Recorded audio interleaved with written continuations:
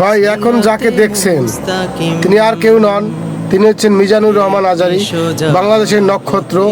তিনি আমাদের দেশের আলেম সমাজদেরকে উঁচু মানে নিয়ে গেছেন এবং তিনি আমাদের দেশের একজন বড়ই সম্পদ।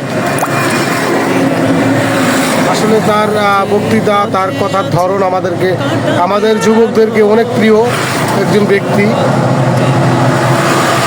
তিনি সমুদ্রের ধারে পাখিদেরকে খাবার খাওয়াচ্ছেন, কীভাবে খাবার ছিটিয়ে দিচ্ছেন। আসলে আমার প্রিয় একজন ব্যক্তি। আপনাদের তাকে কেমন লাগে অবশ্যই এটা আমার কমেন্টে জানাবেন।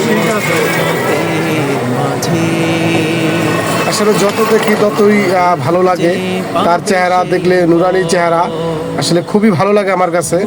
অবশ্যই আপনারা কমেন্টে জানাবেন। ধন্যবাদ সবাইকে, খোদা হাফেজ।